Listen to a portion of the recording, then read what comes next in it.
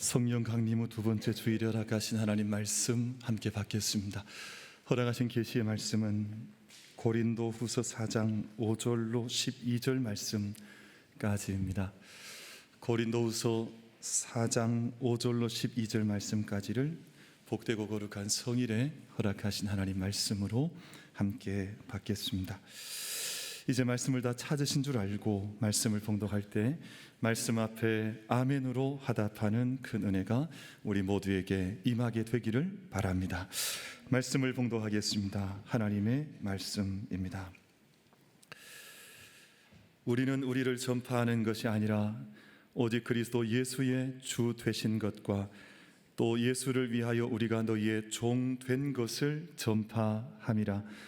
어두운 데에 빛이 비치라 말씀하셨던 그 하나님께서 예수 그리스도의 얼굴에 있는 하나님의 영광을 아는 빛을 우리 마음에 비추셨느니라. 우리가 이 보배를 질그릇에 가졌으니 이는 심히 큰 능력은 하나님께 있고 우리에게 있지 아니함을 알게 하려 함이라. 우리가 사방으로 우겨쌈을 당하여도 쌓이지 아니하며 답답한 일을 당하여도 낙심하지 아니하며 박해를 받아도 버림바 되지 아니하며 거꾸로 뜨림을 당하여도 망하지 아니하고 우리가 항상 예수의 죽음을 몸에 짊어짐은 예수의 생명이 또한 우리 몸에 나타나게 하려 함이라. 우리 살아있는 자가 항상 예수를 위하여 죽음에 넘겨짐은 예수의 생명이 또한 우리 죽을 육체에 나타나게 하려 함이라. 그런즉 사망은 우리 안에서 역사하고 생명은 너희 안에서 역사하느니라. 아멘.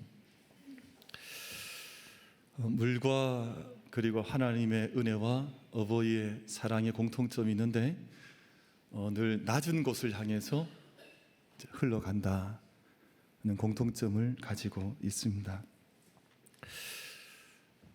아프리카 이집트는 전 국토의 95%가 사막으로 된 모래 땅으로 되어진 나라입니다. 사하라를 비롯해서 알렉산드리아 사막으로 끝없이 펼쳐진 모래밭에 세워진 나라가 이집트라는 나라인데, 근데 이런 사막의 나라 나일강 하류 삼각주 지역에 고센이라고 하는 비옥한 땅이 그 자리를 차지를 하고 있습니다.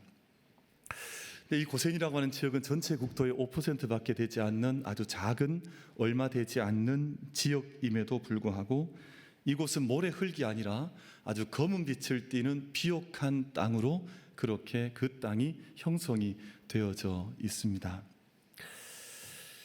지하 170m 이상을 파고 내려가도 안반이 없는 천의 비옥한 땅인데, 이 땅을 비옥하게 만든 것이 뭐냐 하면 아프리카 우기 지역에 불어난 나일강을 범람한 물이 이곳을 덮쳐 이 땅에 닿기 때문에 이 땅이 비옥한 땅으로 변하여져 있습니다. 나일강 상류에서부터 떠내려온 나뭇잎과 짐승의 분뇨가 천연 비료가 되어서 나일강 삼각주라고 하는 그 지역을 아주 비옥한 땅으로, 검은 땅으로 이 땅을 바꾸어 놓았습니다. 생각지 못했던 홍수가 그 마지막 땅을 검은색의 비옥한 땅으로 만들어내어서 지금도 농업국으로 또는 쌀을 수출하는 그런 나라로 이 땅을 바꾸어 놓았습니다. 하나님의 은혜도 마치 물이 위로부터 아래로 흘러가 그 땅을 비옥하게 만들어가는 것처럼 하나님의 은혜도 그렇게 우리 가운데 흘러내려오는 것입니다.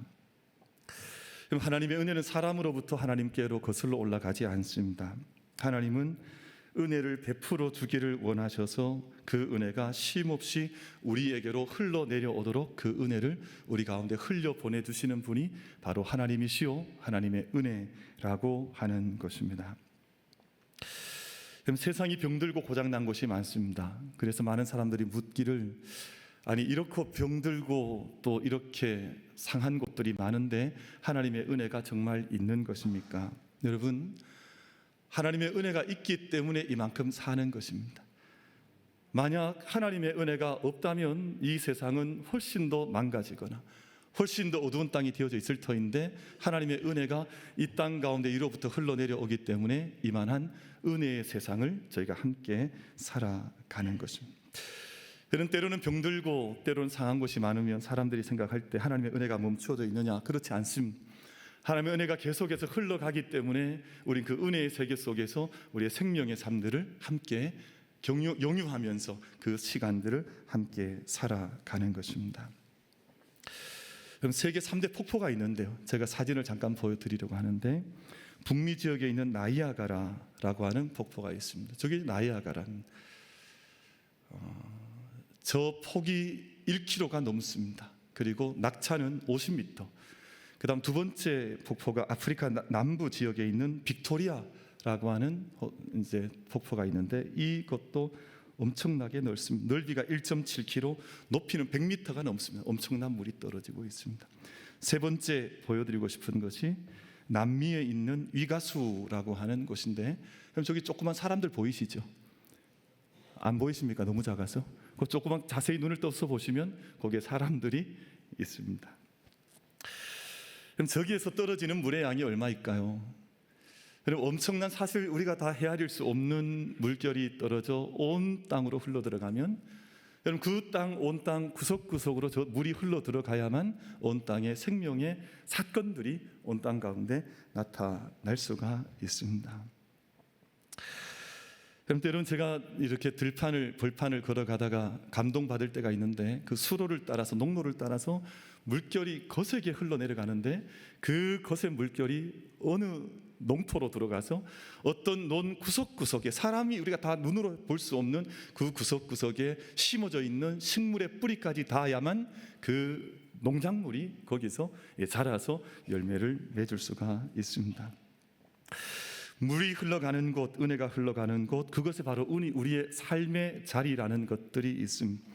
여러분, 물이 흘러가고 은혜가 흘러가는 것은 늘 낮은 곳을 향하고 있는데, 우리 삶의 낮은 자리마다 하나님의 은혜가 흘러 들어오지 않으면 우리는 사실은 그 은혜의 혜택을 받을 수가 없어서 생명의 시간을 살 수 없는데, 그 자리, 가장 낮은 자리까지 은혜의 물결이 흘러내려오기 때문에 우리 생명의 세계가 주님의 은총을 얻고 그 은혜 아래에서 우리 삶을 살아가는 것입니다. 우리 삶에 쓰라는 경험들이 있습니다. 삶의 낮은 자리가 있습니다. 눈물 짓는 자리가 있습니다. 남이 알지 못하는 눈물 흘려야 될 시간들이 우리 삶에 얼마나 많은지 모릅니다.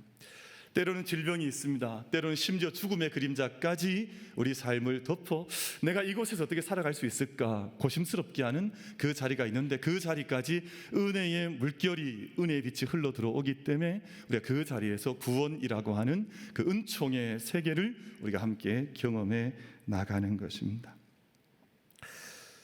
그러니까 사도 바울은 2000년 전에 가장 위대한 사도, 복음의 증인으로 이 땅에 그 이름을 남겨놓아서 지금도 그가 함께 성령의 충만을 받아 기록해 놓았던 성경 말씀을 우리가 많이 받아서 그 은총의 하나님의 세계를 살아가는데요. 그런데 사도 바울의 모습을 가만히 보면 사도 바울은 자신의 뛰어남을 자랑한 적이 없습니다. 나는 이런 점이 위대하거나 이런 점이 크다거나 이런 점이 자랑할 만하거나 자기의 큰 모습이나 자기 어떤 위인적인 모습을 한 번도 성경 말씀을 읽어보면 그것을 자랑한 적이 없습니다. 오히려 자기의 약함을 고백을 하고 자신의 약함을 자랑을 해서 고린도 후서 11장 30절 말씀을 보면 내가 꼭 자랑을 해야 한다고 하면 나는 내 약점들을, 약한 점들을, 불갑을 내가 뭔가를 자랑해야 한다면 나는 나의 약함을 자랑하겠습니다. 이것이 사도 바울의 고백이었습니다. 사도 바울은 약한 면이 참 많았습니다. 이게 우리가 외적으로 강한 분들이 계시잖아요. 세상에 트럼프처럼 또는 저기 러시아의 푸틴처럼 또는 시진핑처럼 뭐가 이렇게 강한 것처럼 보이는 사람들이 세상을 이끌어가는 것처럼 보이잖아요. 그런 사람들이 세상에 자기의 강함과 자기의 큰 철권 통치를 자랑하는 그런 것을 세상에서 많이 볼 수가 있는데, 사도 바울은 그런 것 하나 자랑하지를 않았습니다. 그는 너무 약한 면이 많았습니다. 사람들에게 수없이 모욕을 당했습니다. 수많은 위협을 받았습니다. 신체의 고통을 당하기도 했습니다. 수고하고 애쓰고 굶고 또 헐벗기도 했습니다. 그래서 사도 바울은 건강하지도 않았습니다. 사도 바울은 자신이 스스로 고백하기를 나는 육체의 가시라고 하는, 이것은 아마 육체의 질병을 말하는 것일 텐데, 내 속에 육체의 질병을 가져서 이것을 하나님께서 하실 수만 있으면 좀 걷어가 주시기를 하나님께 기도했던 사람이 바로 사도 바울이었습니다. 근데 참 놀라운 것은 사도 바울은 자신의 이런 모든 것들을 감추려고 하지 않았습니다. 내게 약함이, 우리는 자기의 약함들에 대해서 자랑하지 못하는 경우들이 많아요. 이걸 우리는 끝없이 감추려고 하거나 숨기려고 하거나 그냥 묻어두려고 하거나 남이 알지 못하게 하거나, 우리 그런 경우들이 참 많이 있거든요. 근데 성경 말씀을 읽어보면 사도 바울은 자신의 약함에 대해서 늘 이것을 드러내길 원했고, 이 안에 임하고 있는 하나님의 은혜를 그 안에서 자랑하기를 원했던 분이 바로 사도 바울이었습니다. 사도 바울은 자신의 약함을 감추려고 하지 않고 오히려 자기의 약함을 향해서 놀라운 선언을 내어놓는데요, 고린도서 12장 9절과 10절 말씀을 보시면 이렇게 기록이 되어져 있습니다. 나에게 이르시기를 내 은혜가 내게 족하도다. 이는 내 능력이 약한 데서 온전하여 짐이라 하신지라. 그러므로 도리어 크게 기뻐함으로 나의 여러 약한 것들에 대하여 자랑하리니 이는 그리스도의 능력이 내게 머물게 하려 함이라.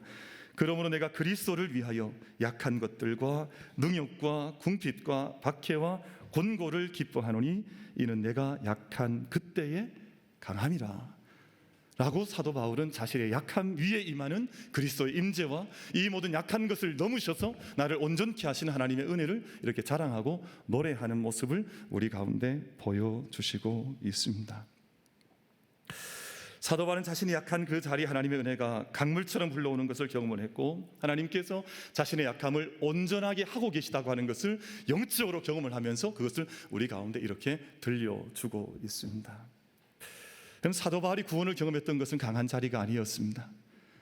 여러분, 그는 자기가 가장 강한 삶을 산다고 할 때는 하나님의 구원과 빛을 경험해 본 적이 없습니다. 근데 자신이 가장 약한 그 자리에 그리스도께서 함께 하셔서 그 자리를 통해서 온전하게 하시고 자기를 새롭게 하시고 자기를 강하게 하시는 하나님의 은혜를 자기의 가장 약했던 바로 그 자리에서 사도 바울은 경험하면서 그 영적인 경험을 우리 가운데 전하여서 하나님의 은혜의 구원의 비밀을 우리 가운데 말씀에 들려주시고 있는 것입니다. 사랑하는 성도 여러분, 사람은 자기가 강하다고 자랑하는 그 자리에선 절대 구원을 경험할 수가 없습니다. 그런데 정말 하나님, 나는 이것이 약합니다.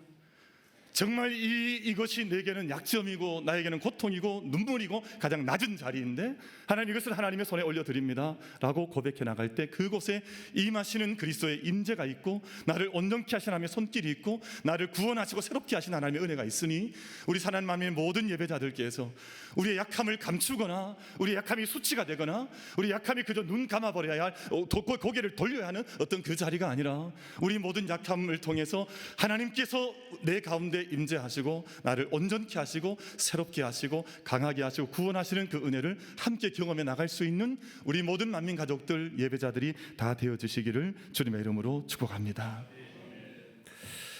그래서 우리는 때로는 우리의 약함 때문에 내가 구원받는 것을 깨닫게 되기도 하고 내 삶의 자리에 가장 낮은 곳, 가장 저 멀리 떨어진 마지막 자리를 할지라도 그곳까지 찾아오셔서 흘러내려오셔서 우리 가운데 은혜를 흘려 보내주시는 하나님의 은혜가 있기 때문에 그것을 우리가 구원받는다고 하는 것을 믿음 가운데 고백하면서 때로는 나의 약함이 그리스도의 임재의 자리가 되기도 하고 때로는 나의 수치가 주님의 은혜를 다시금 힘입고 나를 새롭게 하는 자리가 되기도 하고 나의 고통스러웠던 그 모든 자리가 하나님의 은혜와 생명으로 새롭게 세워져 갈 수 있는 그 은총의 자리들로 우리 삶의 자리를 새롭게 나갈 수 있는 우리 모든 만민 가족들 다 되시기를 주님의 이름으로 축복합니다.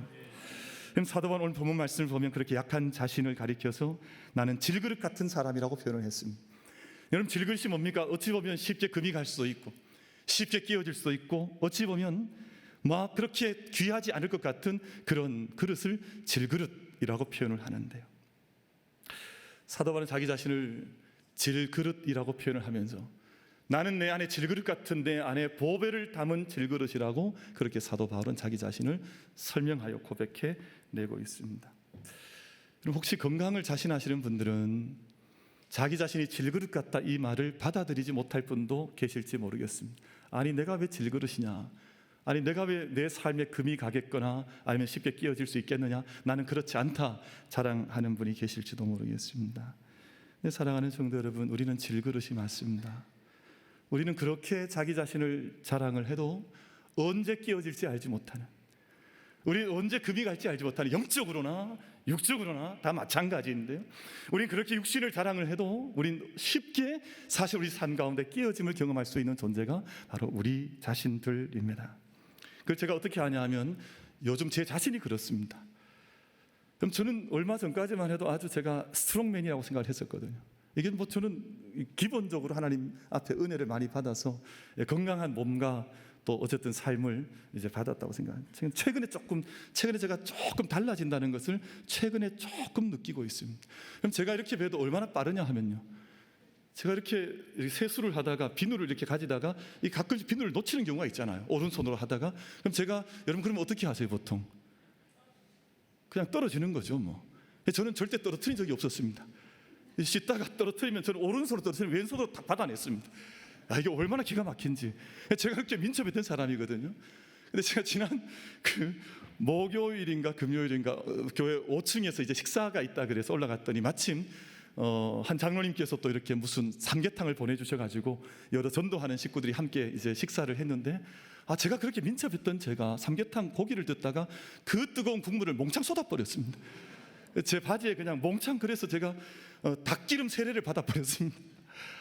제가 예전에 그런 적이 잘 없었거든요. 제가 웬만하면 그런 실수가 없는데 최근에 자꾸 그래요.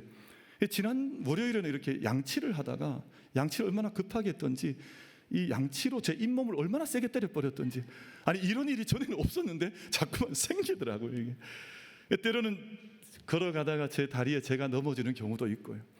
우리가 우리 자신을 얼마나 자랑하며 살아갔던지 모르지만 가만히 돌아보면 우리 정말 질그릇 같은 존재예요. 여러분, 저는 이봉주 선수 참 좋아하는데요, 옛날에 그 약한 몸으로 그 세계 마라톤 그 자리를 이렇게 석권했던 분이 아닙니까? 근데 그 이유를 알 수 없는 병이 온 거예요. 이유를 알 수 없는, 그렇게 전 세계 메달을 휩쓸고 다니던 분이, 그렇게 강했던 분이 그렇게 약한 자리에 처하게 될 줄. 그때 딱 감사한 것은 최근에 다시 그분이 잘 회복해 가고 있다 하는 그 뉴스를 얼마나 고마운지 모르겠어요. 그러나 우리가 중요한 것은 우리는 늘 질그릇 같은 존재인데, 오늘 사도 바울은 내 안에 이런 질그릇 같은 내 인생이지만 내 안에 보배를 내가 가져서 나는 보배를 담은 질그릇이라고 자기 자신을 표현하고 있다는 것입니다. 고백하고 있다는 것입니다. 여러분, 우리가 질그릇이 보배를 결정하는 것이 아니라 자기 안에 담고 있는 보배가 질그릇의 성격을 결정하는 줄로 믿습니다. 그래서 오늘 주신 말씀 가운데 7절, 8절, 9절 말씀을 읽어보시면, 우리가 이 보배를 질그릇에 가졌으니 이는 심히 큰 능력은 하나님께 있고 우리에게 있지 아니함을 알게 하려 함이라. 그래서 그 결과가 무엇이냐 하면 8절과 9절입니다.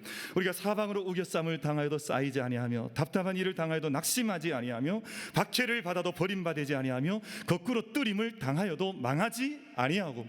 그래서 우리 안에 정말 보배를 가진 사람, 내 안에 예수 그리스도의 생명을 가진 사람, 그 사랑을 내 안에 품고 있는 사람은 때로 우리 인생이 질그릇 같은 것처럼 보일지 모르지만 이 말씀처럼 우리가 쌓이지 아니하며 낙심하지 아니하며 버림받지 아니하며 망하지 아니하는 이 은혜가 그 보배를 질그릇 안에 간직한 자들의 믿음의 열매라고 말씀하시니, 우리 오늘 모든 만민 사랑하는 성도들께서 우리 인생의 질그릇 안에 보배이신 예수 그리스도의 생명과 사랑과 능력을 온전히 간직한 사람들이 되어서 세상 어떤 삶의 순간 가운데서 쌓이지 아니하며 낙심하지 아니하며 망하지 아니하며 우리가 사라지지 아니하는 그 은총의 삶을, 생명의 삶을, 구원의 삶을 함께 경주해 나갈 수 있는 우리 모든 만민 가족들 다 되어 주시기를 주님의 이름으로 축복합니다.